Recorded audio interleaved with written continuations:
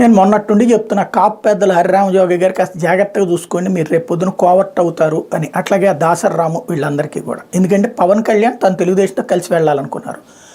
రాజ్యాధికారం అన్నటువంటిది ఈ ట్రిప్కి వదిలేయాల్సిందే కాపు సామాజిక వర్గం. ఎందుకంటే పవన్ కళ్యాణ్ బేస్డ్ మీదన కాపు రాజ్యాధికారం అనే పదం లేదు అక్కడ.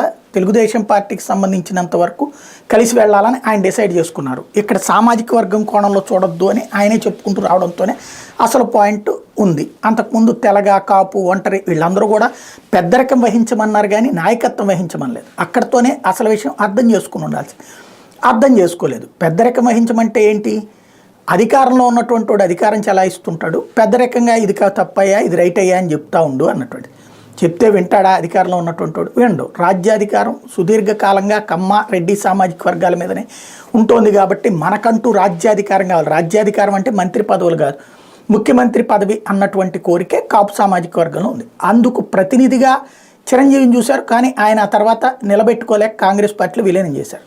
పవన్ కళ్యాణ్ చూడాల, ఆ విషయం గుర్తుపెట్టుకోవాలి. 2014లో వచ్చినటువంటి పవన్ కళ్యాణ్ పోటీ చేయలా, 2019లో కాపు సామాజిక వర్గానికి ముఖ్యమంత్రి పదవి అన్నటువంటి పాయింట్కి ఆయన్ని నమ్మల. ఎందుకంటే ఆయన ఆ రోజున చంద్రబాబు గారు పోటీ చేస్తున్న కుప్పంలో, లోకేష్ పోటీ చేస్తున్న మంగళగిరిలో ప్రచారం చేయకపోవడం, అలాగే చంద్రబాబు, లోకేష్, బాలకృష్ణ, పవన్ కళ్యాణ్ పోటీ చేస్తున్నటువంటి భీమవరం, గాజువాకల్లో ప్రచారం చేయకపోవడంతో పబ్లిక్కి సీన్ అర్థమైంది. దాంతో కాపులు ఓన్ చేసుకోలేదు. అందుకనే చిరంజీవికి వచ్చిన 18% ఓట్లో, అంతకుముందు బీజేపీకి వచ్చిన 18% ఓట్లో రాలేదు. 6% ఓట్లతోనే సరిపుచ్చారు. ఈ దఫా ఎట్టి పరిస్థితుల్లో రాజ్యాధికారం అన్న పాయింట్తో వెళ్ళుంటే ఒక టెంపో ఉండేది. కానీ రాజ్యాధికారం అన్నటువంటి పాయింట్ కాకుండా చంద్రబాబుని అధికారంలోకి తీసుకురావడం, జగన్ని గద్దె దించడం అన్నటువంటి ఎజెండాతో, అందుకోసం కలిసి వెళ్ళక తప్పదు రాష్ట్రం బాగు కోసం అంటే ఒక పాయింట్తో పవన్ కళ్యాణ్ వెళ్తున్నారు. దీంతో ఇక రాజ్యాధికారం హోప్ లేదు. కనీసం 50% సీట్లు తీసుకుని నువ్వు ముఖ్యమంత్రి పదవి షేరింగ్ అడుగు, అట్లా అడగకపోతే కాపులకు అన్యాయమేనన్నటువంటి విషయాన్ని హరిరామ జోగయ్య లేకపోతే దాసరరాము ఇట్లా కాపు పెద్దలు చెప్తా ఉన్నారు. ముద్రగడ పద్మనాభం ఎప్పుడో ఆల్రెడీ సైలెంట్గా ఉన్నారు, ఆ విషయంలో కూర్చొని వీళ్ళిద్దరైతే మాట్లాడుతున్నారు. కాబట్టి ఇప్పుడు కాపు కుల పెద్దలు మొన్ననే చెప్పేశారు కదా పవన్ కళ్యాణ్, నేను చెప్పింది రైట్ అనాలి, రైట్ అనకపోతే కనుక వైఎస్ఆర్ కాంగ్రెస్ పార్టీ కోవర్ట్లు అంటానంటూ కార్యకర్తలకి చెప్పారు. కుల పెద్దలకి ఎందుకు చెప్పరు? ఇప్పుడు అదే మాటను కుల పెద్దలకి లేఖగా రాశారు. మీరు వైఎస్ఆర్ కాంగ్రెస్ పార్టీ ట్రాప్లో పడుతున్నారు అని చెప్పడం అంటేనే వాళ్ళు ఏమన్నా నోట్లో ఏళ్ళెట్టుకుని చీకేటువంటి స్థాయిలో ఉన్నారా? వయసులో పవన్ కళ్యాణ్కి దాదాపుగా ఒక 20-30 ఏళ్ళు ఎక్కువ ఉన్నటువంటి వాళ్ళు ఉన్నారు, లేదా పవన్ కళ్యాణ్తో సమానమైనటువంటి వాళ్ళు ఉన్నారు. కుల పెద్దలుగా అయితే కనుక ఎక్కువ వయసు ఉన్నటువంటి వాళ్ళు ఉన్నారు. వాళ్ళకి తెలియదా నోట్లో ఏళ్ళు పెట్టుకుని చీకే స్థాయి కాదు కదా, వాళ్ళు ఎదిగినే ఉన్నారు, వాళ్ళకి తెలుసు ఏం జరుగుతుంది అన్నటువంటి. కాపులకి ఇప్పుడు కూడా ఈ ట్రిప్ కూడా లేదు అన్నటువంటి విషయం స్పష్టమైపోయింది.